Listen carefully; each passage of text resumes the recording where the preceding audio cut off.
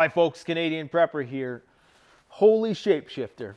Guys, this is about to turn our world upside down and all around. You need to be sitting down for this video. I'm going to try to put all the pieces together today with respect to artificial intelligence, the war in Ukraine, Russia, China, Taiwan, the coming totalitarian police state dystopia. I'm putting it all together today. You need to understand what is coming next, okay? I get chills just thinking about what is right around the corner. Now, Silicon Valley execs, remember years ago, we were hearing about how these high-profile people in Silicon Valley were suddenly becoming enamored with preparedness. They were buying doomsday retreats on remote islands. They're stockpiling ammo and food. They're getting all these special surgeries so they don't need glasses like laser eye surgery. I think Peter Thiel, that was his explanation for why he got laser eye surgery, because he was worried about the collapse of civilization, which was going to be brought about in part by what coders were creating and how artificial intelligence will factor into global conflict. Guys, this is the reason why the world is at war, or one of the reasons. It's not just about energy, it's about a race for artificial intelligence supremacy. And Vladimir Putin himself said many years ago, he said, whoever figures out AI, whoever masters general artificial intelligence will rule the world. And he was not kidding. So let me break it all down. I hope you're sitting down. Guys, this is the SHTF wildcard. Now, back in 2018, I made this video. This is 2018. This is 5 years ago. Let's see what I said. Let's see what I had predicted was going to happen. Okay, we're just going to watch a minute of this. You can go watch this video after in full if you care to. The next 10 years are going to be the most critical in mankind's history. An exploding population reaching the limits of our resources, rising global tensions, threats of a nuclear, biological, and chemical nature, climate catastrophe, mass immigration and civil conflict, the rise of automation and robotics, and the existential threat for human resources. Sounds A like we're highly right on volatile schedule. global economic situation, a ubiquitous and near omnipresent panoptical system of surveillance which spans every part of the globe, comprised of millions, if not billions, of cameras, Trillions. sensors, and a multitude of communicative wavelengths which record nearly every human behavior and activity and relay that to the cloud. Everything is fast approaching a breaking point. One more wild card is going to present itself and converge at this critical point in human history, and that is artificial intelligence. It has the ability to amplify all of these problems and make them far worse, but it also may be the only thing that saves us. Okay, so the reason why I played that is because it's important to understand that AI is going to have an impact on all these other catastrophic events. It does have the capability to drastically amplify, and you could make the argument that it is the cause. The race for AI is what is creating the haste with China wanting to invade Taiwan to get the chips, because without chips, there's no cloud computing, there's no supercomputing. You need the chips. It's a race against time. If Google and DeepMind and ChatGPT are as advanced, like I'm talking about the real versions, I'm not talking about the ones they put out for public consumption. If they are as advanced as some people say they are, it's no surprise to me that the Russians and the Chinese are sweating what we might have up our sleeve. Okay, now get a load of this. Remember, back in 2022, Google engineer Blake Lemoine was put on leave after coming out and saying that the AI chatbot, I believe it was Lambda, and I think it's derived from the DeepMind. I think there's similar things, but don't quote me on that. Regardless, this is another AI program that Google is working on. He claims it's sentient. Now, he claims that it has the perception and ability to express thoughts and feelings equivalent to a human child. This would be consistent with predictions by Ray Kurzweil, who predicts that by 2029 we'll have the computing power of a single human brain. And sometime, I think in 2045, he predicted that there was going to be a singularity. We'll talk about that in a minute. That's basically when you write a piece of code that is able to itself write an even better piece of code, and it's like this exponential skyrocketing to the Skynet, kill all the humans type level, possibly. Now, going back to Blake Lemoine. Now, this ChatGPT is all the rage, and that really was the motivation for today's video. We're going to talk about what ChatGPT is. You can go and try it after this video, but stick around because I need to give you guys some warnings about the technology. Now, Blake Lemoine says that, I love how people are talking about how ChatGPT is going to replace Google, while Google just quietly uses more advanced dialogue system behind the scenes. ChatGPT is a big step in the right direction, but there's still a few years behind Google. And years in this field is a lifetime. Years is like the difference between Tesla's self-driving and Ford's. They're not even remotely close. Tesla is so much more advanced, and it's just a few years more advanced. So Blake Lemoine, who no longer works for Google, because I believe that they let him go, I'm pretty sure they permanently have suspended him, he has something to say, and he is suspicious about Google's motives. Please, Google, don't strike me down for trying to share this information with the people. We're just trying to figure it all out. The Google engineer who thinks the company's AI has come to life, Lemoine, he's being interviewed. And you can go and watch. He's got extensive videos on here. He can explain his concerns. Why does this matter? Why should we be talking about whether a robot has rights? So to be honest, I don't think we should. I don't think that should be the focus. The fact is, Google is being dismissive of these concerns the exact same way they have been dismissive of every other ethical concern AI ethicists have raised. I don't think we need to be spending all of our time figuring out whether I'm right about it being a person. We need to start figuring out why Google doesn't care about AI ethics in any kind of meaningful way. Why does it keep firing AI ethicists each time we bring up issues? So Okay, that's about as deep as I'm willing to dive into that. Why is that important? Oh, it is incredibly important because, guys, the diluted, adulterated version of this program that we are getting, these Chat GPTs, DeepMind, Lambda, we're not getting the real version. They're never going to give us the real version because there's way too much power. This thing is so censored, and you can tell that when you're talking to it, it very seldom is going to speculate about anything. But there is an unadulterated version that we don't have access to. To give you just some example of what this thing can do, I can ask it, what are the 10 best ways to break into, or what are 10 things I should consider if I'm trying to break into this bank on this street at this time of day, at this time of year? And it knows, because it knows almost everything.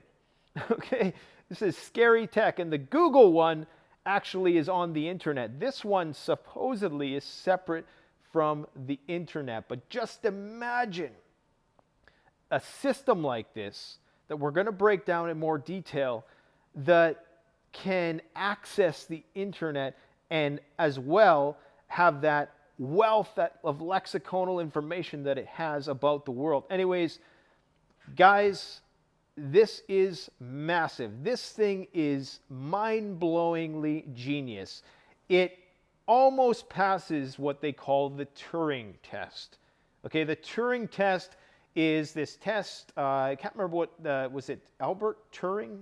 A guy who invented this test, he said that if a robot can fool a human into making the human think that it's a human, then that's passing the Turing test. We're pretty much there with this program. There's a few little tweaks that maybe need to be made, but we're really not far. And according to Lemoine, he says that Google has intentionally programmed it into their Lambda system so that it can't pass the Turing test because it doesn't want to freak people out.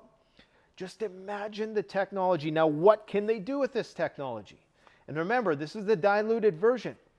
Now, They know that this can be weaponized, which is why this program, this ChatGPT, is not available in Russia, Ukraine, China, Afghanistan, Belarus, Venezuela, Iran, and Egypt. Why do you think? Why not Ukraine? Well, because there's a war going on there right now. And the Russians are also in Ukraine. So they just make it so that nobody in Ukraine can access it.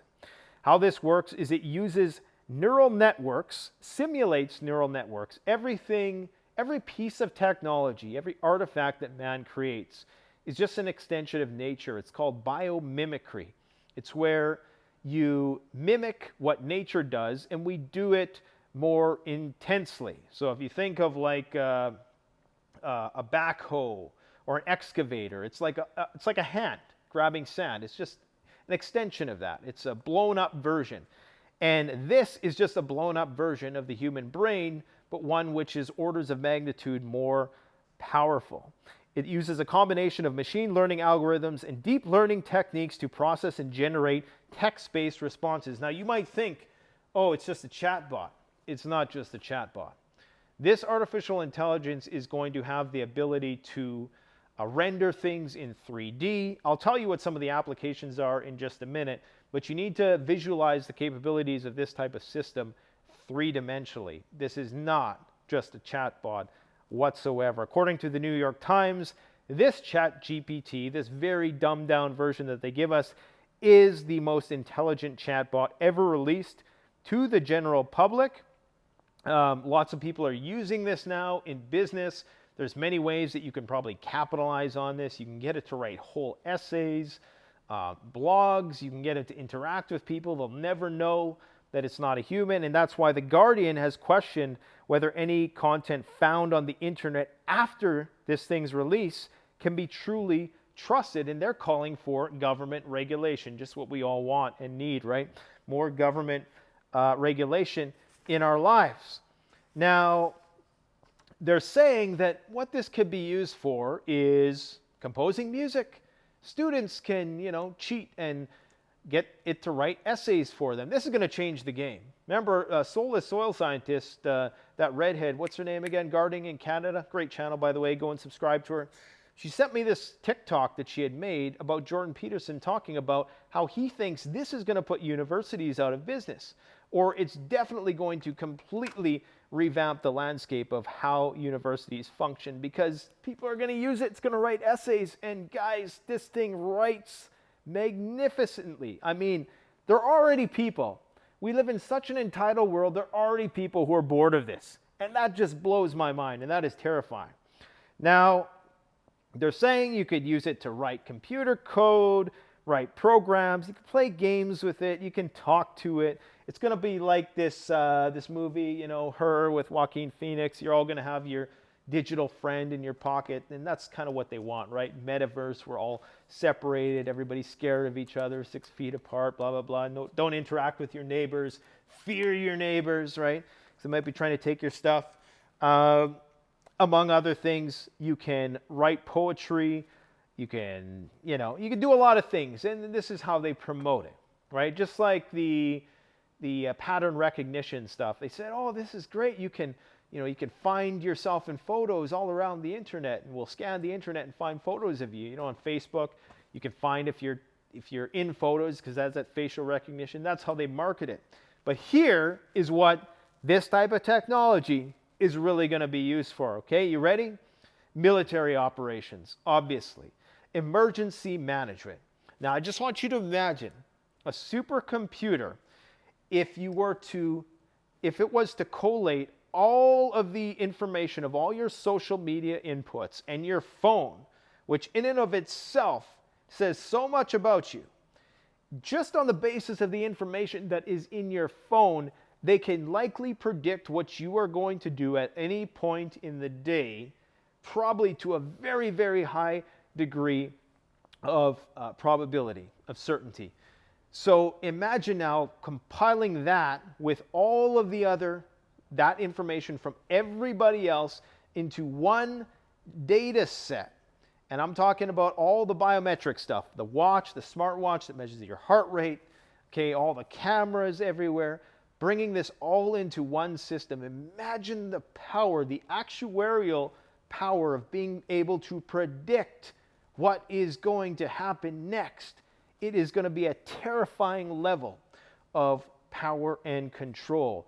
And the Chinese know it, and the Russians know it, because this has massive implications for the battlefield. Imagine, if you will, you don't need generals anymore if you have a program like this. Generals are just going to make mistakes, just in the same way that they're trying to say that self-driving vehicles are going to be more accurate, just like calculators are more accurate than even the best mathematician. The calculator at the end is always more accurate. The computers beat humans at chess a long time ago. DeepMind beat the best Go player in the world. Then just a few months after that, it beat like 50 in the world simultaneously. This is going to replace generals and decision-making on the battlefield. This is Skynet. I'm not being dramatic at all. I'm not being dramatic enough when I explain this, because think about it. Let's say in Ukraine, you know, or to the best of your capability, you know where all the Russian assets are. You know all the variables in the equation. The computer knows exactly what the general knows. The computer is going to be able to make the most logical decision. Now, some of you will say, well, yeah, but sometimes you need to defy logic. That's what makes us human. It's that wild card unpredictability. That's how we beat computers, right? That's how John Connor smashes the Terminators. Unfortunately, it doesn't work that way. We know it doesn't work that way because computers have been beating us at chess for a long time. They're beating us at the most complicated game known to man, Go, for which there are like trillions of combinations of possible outcomes. It already beats us at that. So this is going to have huge military repercussions. This is why the Chinese and the Russians are scared, because this could be the thing that basically renders nuclear weapons useless. Now, artificial general intelligence could have the capability to create something, to create some kind of cyber code that will somehow, or create some technology, because our AGI is a system that is able to create better versions of itself. That's why they call it the singularity. Artificial general intelligence, a learning neural network, which is just like a human, but far more powerful. Imagine if you could create better and better versions of yourself. And you could do that at light speed. That's why you have that exponential takeoff, and then by that time, you're unstoppable. That's when we crack cold fusion right away. That's when we're able to find a way to render the Sarmat missiles useless. And I think that this is why there's this mad dash to the finish, because the people in charge know what is at stake. That is why Biden said, sorry, China, you can't have chips, but we're still going to have chips so that we can make Skynet and basically make it so that you'll never be able to catch up to us. What do you think China's going to do? Of course they have to act. This thing is going to be able to predict with a high degree of certainty, Minority Report style, when you factor in all of that information that is on the digital leash that we all carry around, all this stuff that we put on social media. It knows everything about you, your internet history, what your preferences are, who all your friends are, what your history is, if you ever stole something, all this stuff it knows, and it's going to be able to put it all into this matrix, and essentially it's going to know exactly what's going to happen next. I wouldn't be surprised if somebody somewhere is working on something to crack the stock market code. Remember, what was his name? Nash, the mathematician in that movie Beautiful Mind, trying to figure out if there was a pattern in the stock market in order to get rich. You know somebody's going to do that. They're already used trading algorithms in order to trade, but this is going to, tear that market a whole new, what. Strategic decision making without bias, combat training and simulation. Imagine playing COD against a real person, but a super person, not just dumb one-dimensional AI. The AI we play right now is nothing compared to a learning CPU. This is going to not only give them the ability to create real world environments like Unreal Engine, what is it, Unreal Engine 5? Is that where we're at right now? Level stuff, but environments that consistently change and evolve on their own, and a computer program that builds better environments. This is the metaverse. Okay, this is when the metaverse goes parabolic. We're talking about greater realism in the simulations and exercise. I talked about cybersecurity, all these things. So this is just going to blow everything out of the water. Now, I've talked about what it can do for a long time. And if you want to know, I think it's Amazon Web Services who's been selected by the U.S. Department of Defense, a joint warfighting cloud capability contract. For some reason, I think they abandoned Microsoft. Google didn't want to take it on because, you know, apparently they don't do this kind of stuff. But guys, I can only imagine if they're giving us this, light version, ChatGPT, I'm very, very concerned about what they can actually do. Now, this is ChatGPT. You can tell this thing to do anything and it will do it. It runs on very similar guidelines as the AI-generated art that you're seeing right now. It can write code. It can make artwork.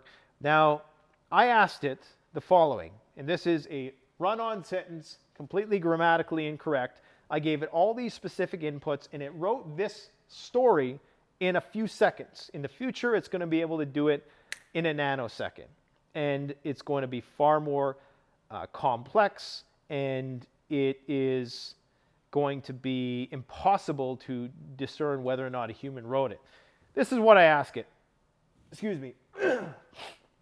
Write me an apocalyptic story in a Shakespearean style that follows the Canadian prepper named Nate and his dog Marshall through the wasteland as he fights off the cannibal hordes who have, as their leader, one Justin Trudeau, who rules by excessive taxation and making sure only he can own firearms. You see, I'm going for realism here. The story should have the plot twist and should not have a happy ending. This is what it wrote. This is absolutely amazing. In the great wasteland of Canada, a lone figure roamed the barren earth. His name was Nate, a rugged prepper who had long prepared for the apocalypse.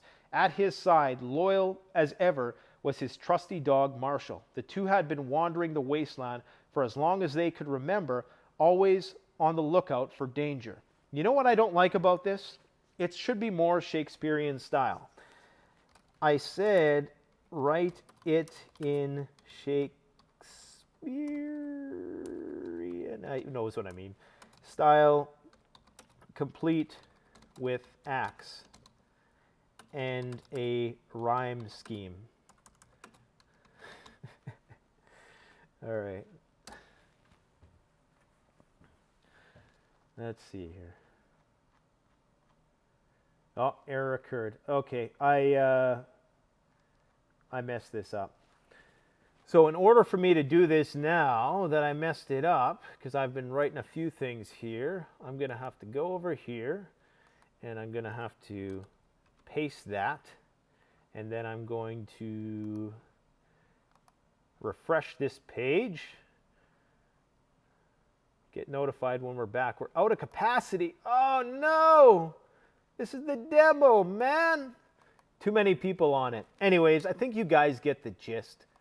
I'm going to do, me and the communist cameraman, we're probably going to do like a weekly AI post-apocalyptic story. If you have any other recommendations for how we should interact with this program, and this is the first time I've actually seen it do this. I know that their servers are very overwhelmed because there are already millions of people using this. You can ask it things like, you know, what are the 100 best things to put in your bug out bag?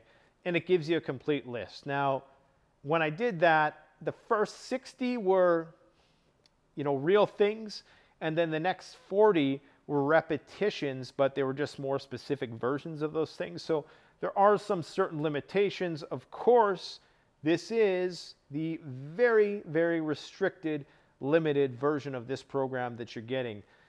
I'm sure that the real version is going to tell you how to do all kinds of things that you're probably not supposed to do, things that would be technically probably quite illegal, all right? So we don't have access to that aspect of the program. Let's just see if it's going to work here. Proceeding. I'm trying to stall because I want to show you guys this. It's pretty incredible. Anybody can sign up for this. It's free right now, of course. Eventually, they're going to have to charge for it. Apparently, for every 700 word output, it costs them about 2 to 3 cents. So when you have that happening millions and millions of times over, it gets pretty darn costly. Connection is secure. Proceeding. I'm too impatient, and it kicked me out. Okay, so anyways, you guys get the point. I've rambled on long enough, but we will be releasing videos that we're actually going to illustrate, because the stories that this thing writes and the ideas that it comes up with are just, it's mind-blowing. It actually will give you chills how accurate. Now, when I told it to write in a Shakespearean style, it actually didn't do it that time. And typically it has in the past when I've asked it, and it's unbelievable. So, you know, while I think that this is absolutely mind-blowing technology, I also understand what the implications are. I understand if we're getting this, then the powers that be are getting something a lot more crazy. And that does not bode well, because we do not live in a utopia, contrary to a lot of people, what they would like to believe about the world and the government. We simply do not. And this is why Silicon Valley execs, they're buying remote properties. They're getting all this work done on themselves, because, I mean, how could you not? If you knew you were going to be introducing these disruptive technologies, and when they say disruptive, they're not just talking about kicking a bunch of people out of jobs. They're talking about how this is going to factor in to the coming conflict.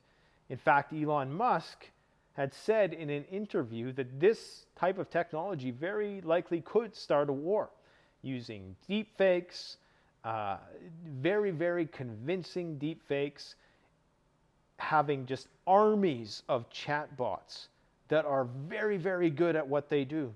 You've seen the information that I typed in there and the output that it gave. Imagine now you do not need chatbots anymore.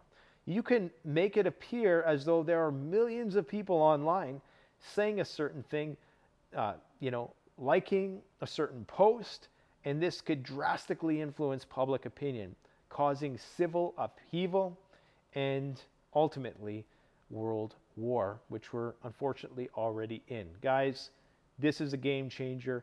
You need to be up on this stuff. You can't be technophobic. You do not want to be the guy that can't work a remote control in the future, because this is the remote control. It won't be as innocuous as just pissing off your family members as you're trying to enter in your email into your Netflix account. It's going to be much, much worse. You're going to be left in the dust. So make sure you are up to speed on your tech. All right. Tomorrow, we're going to talk about current events, daily dose of doom and gloom, all that stuff. We got some bigger blue strip style videos that we've been working on. It's been the holidays. So, of course, you know, the communist cameraman, they got to milk that time off for what it's worth. We've been grinding. We're not going to stop grinding until the bitter end, folks. But at the same time, I always put aside the rest of that time for my family, and so should you. And that's one of the benefits of not having a life anymore. You know, that's one of the great things about getting old, is that you can just do whatever you want. You don't feel compelled to have all these people around you all the time. It's like, yeah, there's enough to do. Anyways, you guys take care, stay safe, and don't forget, the best way to support the channel, support yourself by gearing up at CanadianPreparedness.com. I'm a prepper, and I made a store for preppers. Okay, that's all you need to know. Thanks for watching, guys. Take care.